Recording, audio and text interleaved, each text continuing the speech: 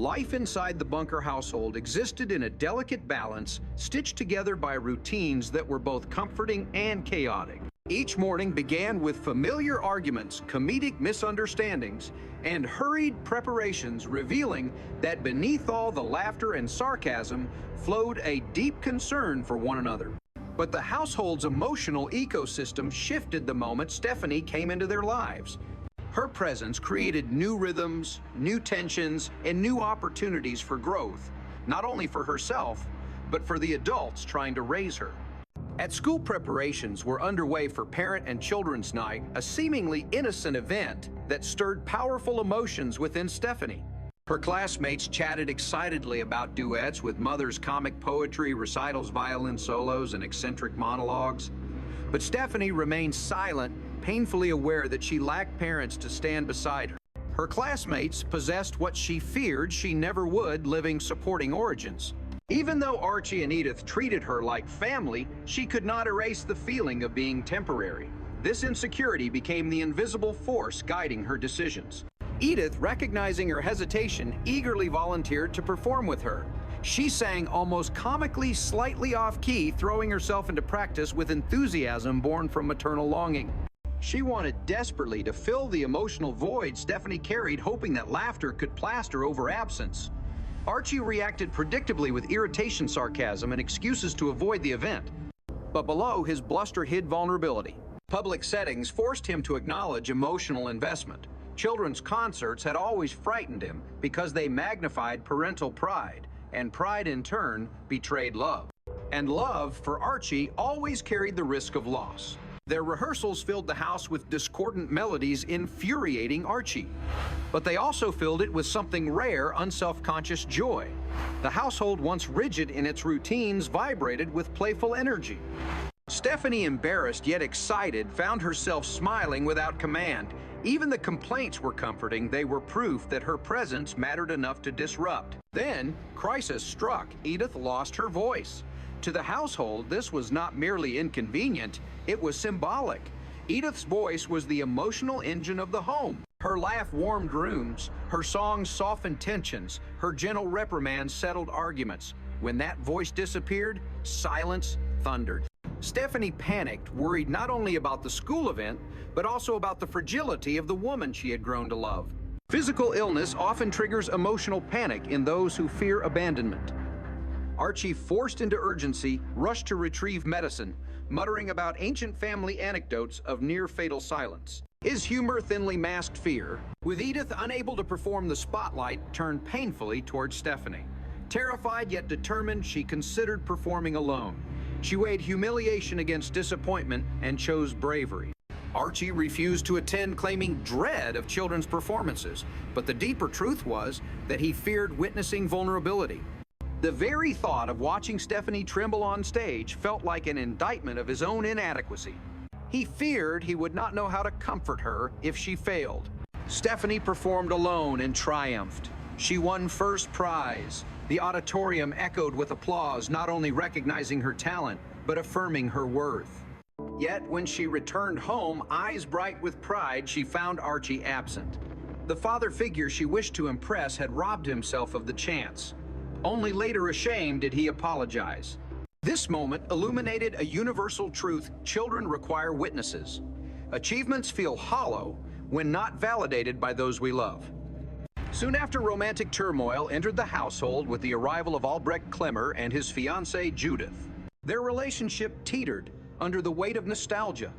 Judith suspected that Albrecht admired Edith too much, interpreting every affectionate gesture as emotional infidelity. Edith, unaware of her effect, became the unintended rival. The scene escalated into dramatic accusations, tears, and panic, revealing a psychological pattern common among adults approaching marriage: fear of replacement. Judith feared becoming a second version rather than a first choice. Only Edith's insight: he loves you. Because you restored equilibrium. But serenity never lasted long. One late night, Stephanie woke with severe stomach pain. Edith immediately sensed danger. Maternal instinct rarely hesitates. Archie, comedic in his attempts to diagnose, initially minimized symptoms, attributing them to indigestion or junk food. But when fever rose, they summoned the doctor. The young physician, once a mischievous child, now confidently diagnosed appendicitis requiring immediate surgery.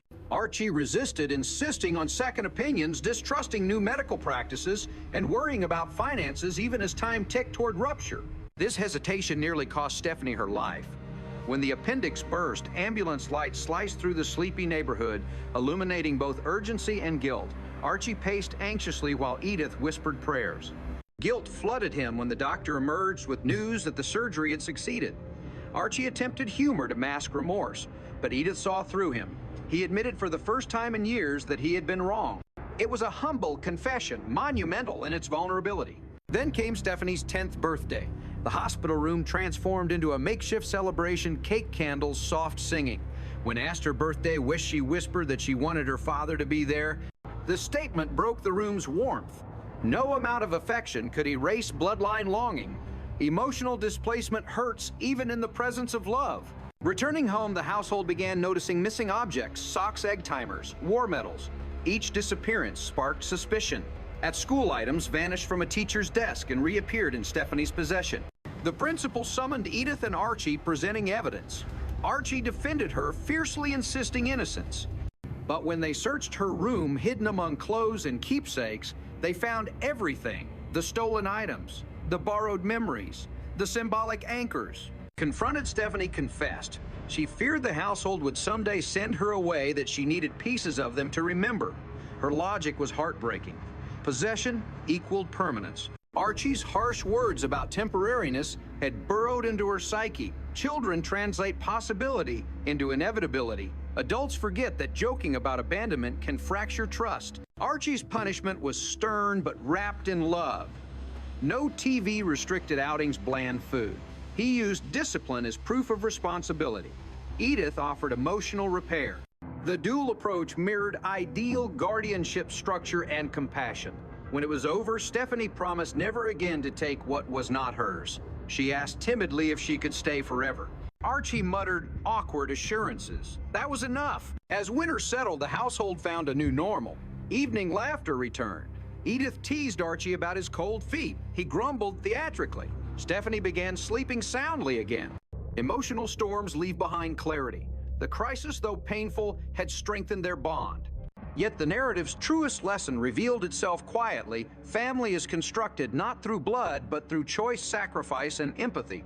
Archie learned that loving a child meant more than feeding and sheltering it required vulnerability. Edith learned that guiding trauma demanded patience and unwavering presence. Stephanie learned that trust could root itself even on uncertain soil. The household remained imperfect, full of arguments, sarcasm, singing, and misplaced socks. But within that imperfection, something miraculous unfolded: belonging. In the quiet days that followed, subtle shifts began to reveal themselves throughout the Bunker household. Stephanie started waking earlier for school, carefully packing her books with meticulous precision, as if order within her backpack might restore order within her heart. She lingered in the hallway near Archie before leaving each morning, not asking for permission, but waiting for acknowledgement. A simple grunt of approval or a distracted wave of the hand became her invisible tether to belonging. Archie pretended not to notice, sipping coffee with exaggerated nonchalance, but his glance often followed her out the window until she disappeared around the corner. At school, whispers flowed like smoke through hallways. Some classmates congratulated her for winning first prize at the Parent and Children's Night performance. Others snickered about her surgery, casting rumors about appendixes exploding like fireworks. Children often fear what they do not understand. But Stephanie's demeanor had changed. She carried herself with quieter dignity, tempered by the memory of hospital ceilings, anesthetic dreams, and the devastating realization that pain is unpredictable. Surviving surgery gave her a small yet profound strength. Every step she took afterward felt borrowed from fate. Meanwhile, Archie retreated into his own cycle of reflection.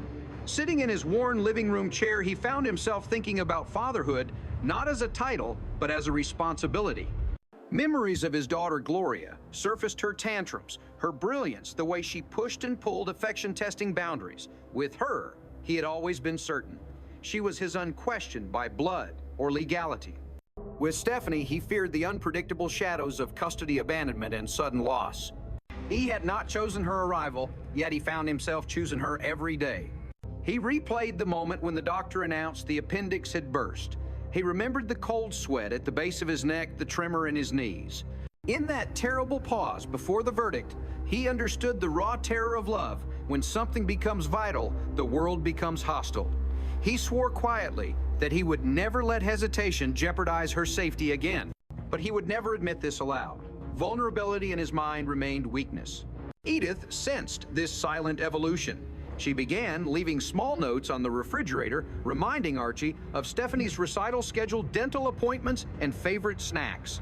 She often signed them with playful hearts. Her emotional intelligence manifested not in direct confrontation, but in gentle nudging, the kind that invites growth rather than demands it. She understood that to love Archie was to translate his gruffness into affection.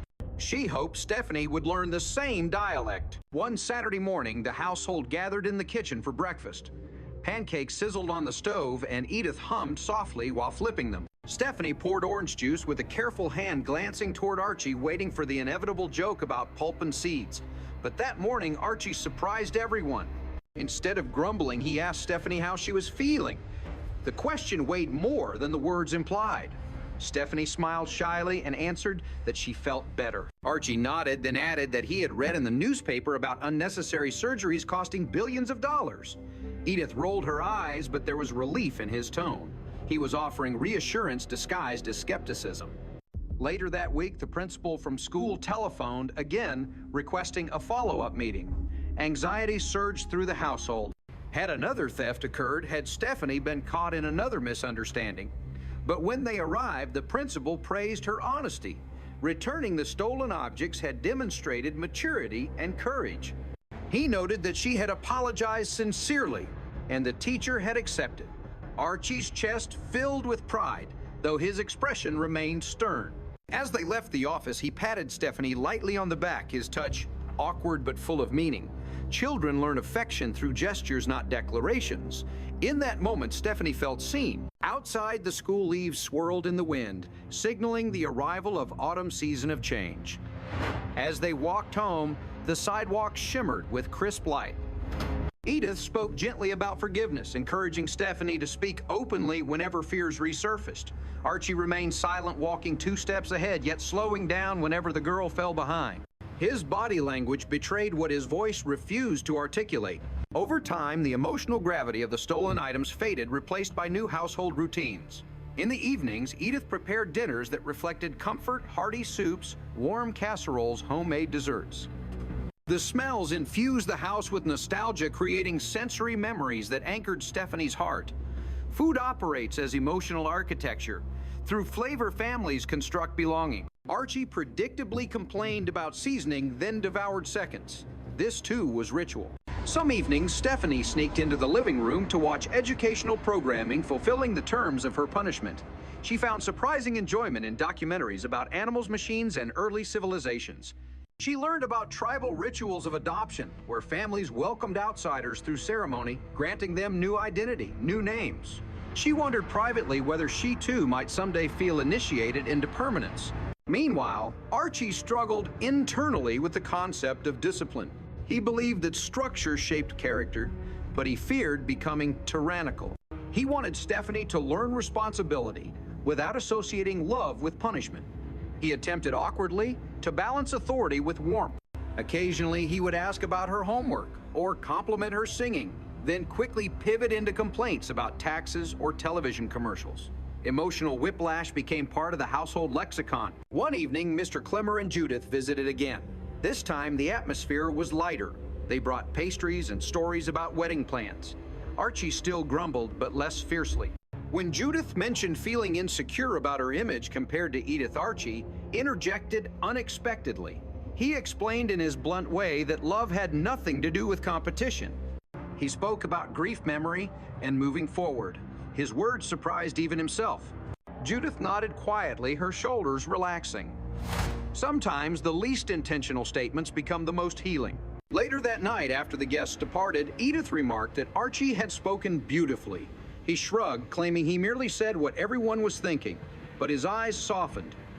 He understood insecurity intimately. He masked it under sarcasm, but insecurity shapes the human experience as profoundly as love. As weeks passed, hospital bills arrived, financial strain loomed. Archie blustered about insurance companies, government waste, and economic decline. But beneath his tirades lay fear, the fear of losing control, of failing to provide. Edith balanced the checkbook, quietly reassuring him that they would manage. She always believed that worry shrank when shared. Archie believed worry demanded fight, not surrender. One day, while cleaning, Edith found a small drawing Stephanie had hidden beneath her pillow. It depicted three figures standing together, hands intertwined, smiling, beneath a sun-labeled home. The drawing's innocence pierced Edith's heart.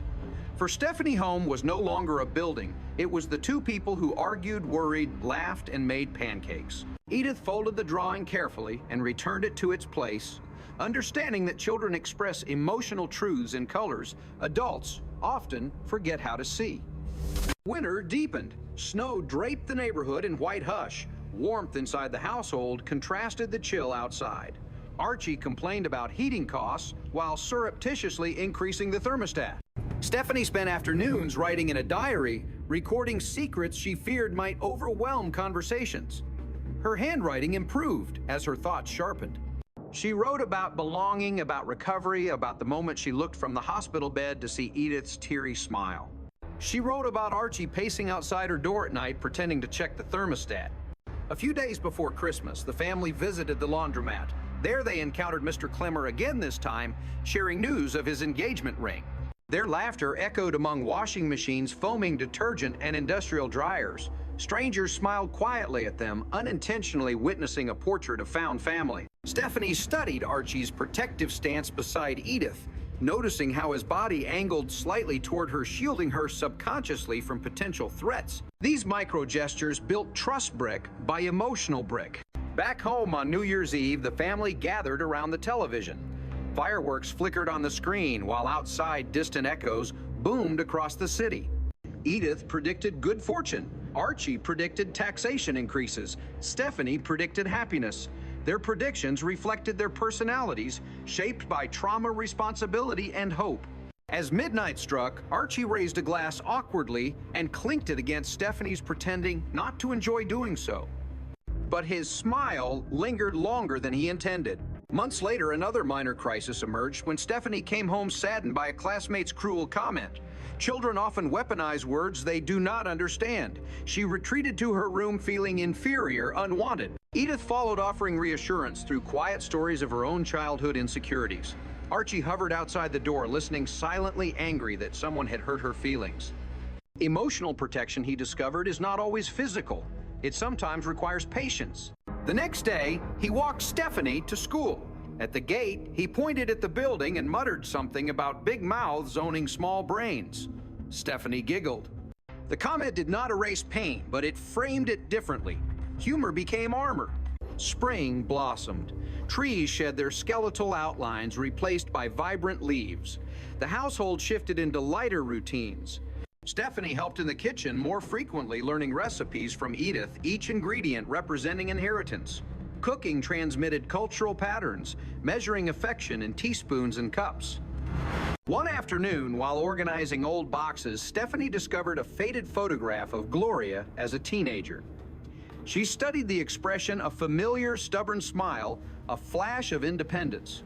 Archie caught her looking, paused, and sighed. He admitted quietly that he missed his daughter. His voice cracked slightly. Stephanie placed the photograph gently beside him, offering silent solidarity. Lost, she realized, shapes love more deeply than presence. As summer approached, Stephanie spent more time outdoors, playing jump rope with neighborhood children. The rhythm of the ropes mirrored her heartbeat, steady, trusting, confident. When she returned home for dinner, she no longer hesitated before entering. She walked through the doorway as though she belonged, because she finally believed she did. Even Archie's punishment softened. He reduced restrictions, praising her improvements, though always with ironic grunts. He still complained about liver politics and television, but now he saved a slice of pie to share with Stephanie, pretending he didn't notice she ate the larger piece. This was love in disguise. Eventually, the stolen objects became distant memories. But the emotional truth remained: children cling to fragments when they fear disappearance. Stephanie no longer hoarded items. Instead, she began gifting things, drawings, origami animals, small knitted bracelets. She had learned that sharing solidifies permanence more than collecting. One night, as thunder cracked above Queens, Stephanie crawled into the living room, frightened by the storm. Archie, watching television, motioned gruffly for her to sit beside him. He did not offer hugs. He simply sat close enough that their shoulders touched. She leaned gently against him. The storm rumbled on, but she no longer feared it. When Edith entered the room, she paused, smiling quietly. She recognized the milestone when a child seeks comfort without asking, and an adult offers comfort without naming it. That is family.